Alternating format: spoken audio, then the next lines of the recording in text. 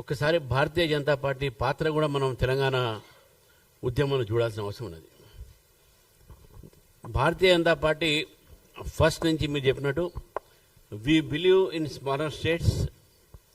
We believe these smaller states for better administrative convenience and administrative purpose. And Bharatiya Janata Party is the only party. అక్కడ ఆంధ్రాలో కూడా Telangana support చేశారు. Telangana unit కూడా ఇక్కడ తెలంగాణ, అక్కడ జయ ఆంధ్ర, ఈ రెండు వాయిస్ చేసిన ఓన్లీ సింగిల్ కాంగ్రెస్ పార్టీ కాదు భారతీయ జనతా పార్టీ. వాళ్ళు రెండు వాయిస్లు మాట్లాడారు.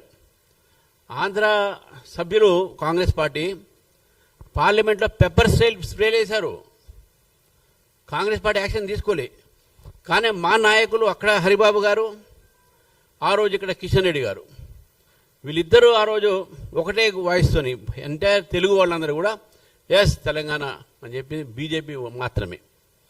ఏ టీఆర్ఎస్ పార్టీ అయితే మేము తెలంగాణ కోసం ఉద్యమం చేస్తున్నామని చెప్పారో, ఇద్దరు ఎంపీలు ఉన్న టీఆర్ఎస్ పార్టీ ఆ రోజు పార్లమెంట్లో బిల్లు పెట్టినప్పుడు ఇద్దరు గాయబ్ లేరు. కేసీఆర్ గారు లేరు, విజయశాంతి గారు లేరు. బీజేపీ అన్కండిషనల్ బేషరతుగా తెలంగాణ బిల్లుకి సపోర్ట్ చేసినాం. అందుకే తెలంగాణ బిల్లు వచ్చింది. పెప్పర్ స్ప్రేలు పెట్టినా కూడా మేము తెలంగాణ బిల్లు ఆగలే. దానికన్నా ముందు మీ అందరికీ మీడియా ద్వారా చెప్తా ఉన్నాను, ఈ బిల్లు ప్రవేశపెట్టినప్పుడు మీ అందరికి చాలామంది తెలియకపోవచ్చు. నేను ఐఎమ్ రివీలింగ్ దిస్. ఇది చాలా అంటే చరిత్రలో ఎప్పుడు ఉండకపోవచ్చు. ఇది ఏంటంటే బిల్లు పెట్టిన రోజు ఒకరోజు ముందు సీనియర్ న్యాయవాది ప్రకాష్ రెడ్డి గారు, బార్ అసోసియేషన్ ప్రెసిడెంట్ ఉన్నప్పుడు హైకోర్టు, ఇప్పుడు member of parliament Niranjan Reddy గారు సీనియర్ అడ్వకేట్, మేము ముగ్గురము ఆ బిల్లు కాపీ పెట్టుకొని మేము అరుణ్ జైట్లీ గారి దగ్గర పోయినాం. అరుణ్ జైట్లీ గారితో ఏమన్నామంటే, సార్ దీంట్లో కొద్దిగా లాక్యునస్ ఉంటాయి, వాళ్ళ అవతల వాళ్ళు తీసుకువస్తారు ప్రశ్నని, కానీ మీరు ఎవరు కూడా ఈల్డ్ కాకండి, మనం పాస్ చేద్దాం, దీంట్లో ఏదైనా లుచుకుని ఉంటే తర్వాత మనం చూసుకుందాం సార్ అన్నాడు. అరుణ్ జైట్లీ గారు ఏమన్నాడు, BJP is committed for passage of this bill అంటే we will not raise any objection. అప్పుడు కాంగ్రెస్ పార్టీ యూపీఏ ప్రభుత్వంలో అరుణ్ జైట్లీ గారు LOP in Rajya Sabha and Sushma Swaraj గారు లోక్సభ. మళ్ళీ మీ ముగ్గురు ఆ బిల్లు కాపీ పట్టుకొని సుష్మా స్వరాజ్ గారి దగ్గర పోయినాం. సుష్మా స్వరాజ్ గారు చాలా బాధపడ్డారు. నేను బీజేపీ తరఫు నుంచి తెలంగాణ రావాలంటే నా మీద కూడా ట్రోల్ చేస్తా ఉన్నారు రామచంద్ర, చాలా బాధ అనిపిస్తుంది. అయినా నా మీద ఏదన్నా పర్లేదు, నేను తెలంగాణ రావాలనుకున్నాం, తీసుకువస్తాం, బిల్లు సపోర్ట్ చేస్తాం, మన పార్టీ దీంతో ఉంది, దీంట్లో ఏదైనా లూప్ హోల్స్ ఉన్నా, మీకు ఏదైనా అమెండ్మెంట్స్ కావాలన్నా మాకు ఇప్పుడే రాసేయండి, రేపు మనం చేస్తామన్నారు. దాని తర్వాత నేను ముగ్గురం మళ్ళీ ప్రకాష్ జావడేకర్ గారి ఇంట్లో కూర్చున్నాం. అప్పుడు కేశవరావు గారు కేకే, ఇప్పుడు కాంగ్రెస్ పార్టీలో, అప్పుడు బీఆర్ఎస్ పార్టీలో ఉండే, బోయన్పల్లి వినోద్ గారు అప్పుడు ఎంపీ ఉండే.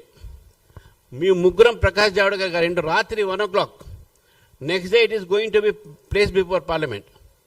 నేను ప్రకాష్ జావడేకర్ మీరు కూర్చొని ఇటు తెలంగాణకు ఆంధ్రాకు ప్రాజెక్ట్స్ ఏంది అవి అన్నీ కూడా నేను మాట్లాడుకొని ఆ రోజు పార్లమెంట్లో మీ అందరం కూడా బీజేపీ సభ్యులందరూ కూడా విప్ ఇచ్చి మీరు రావాలని చెప్పి ఆ రోజు ప్రకాష్ రెడ్డి గారు, నిరంజన్ రెడ్డి గారు, నేను ఈ ముగ్గురు కలిసి ఆ బిల్లు వెట్టింగ్ చేసి పార్లమెంట్లో ప్రవేశపెట్టింది భారతీయ జనతా పార్టీగా మేము.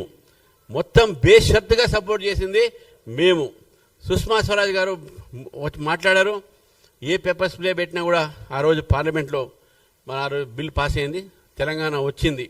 కాబట్టి so on behalf of all people who want Telangana, we'll clap for you that your role was there, which was not known. Yeah, that's what I'm telling you. నేను ఈరోజు అది చెప్పదలుచుకున్నాను. why I want to reveal this to people here. దాని తర్వాత తెలంగాణ ఇక తర్వాత వచ్చింది. తెలంగాణ ఎవరు తెచ్చారు, ఎందుకు తెచ్చారు అది మనము అందరం చర్చించినాం. వచ్చింది, సంతోషపడ్డాం. ఎంతోమంది బలిదానాలు అయినాయి. మామూలుగా రాలేదు తెలంగాణ. 1200 మంది పైగా విద్యార్థులు, యువకులు వారి బలిదానంతో తెలంగాణ వచ్చింది. మేము కూడా జేఏసీలో భాగం ఉండే. BJP was part of JAC. మేము జేఏసీలో భాగం. కాంగ్రెస్ పార్టీ జేఏసీలో లేదు, బీజేపీ ఉండే. ఇవాళ తెలంగాణ ఉద్యమకారుల మీటింగ్ నడుస్తాం 11 o'clock సెక్రటరియట్లో పెట్టారు. అంటే 12 సంవత్సరాలు అయిన తర్వాత కూడా ఇంకా ఉద్యమకాలను గుర్తించలేనటువంటి పరిస్థితి ఈరోజు తెలంగాణ ఉంది. ఇప్పుడు మీటింగ్ పెట్టుకుంటారు.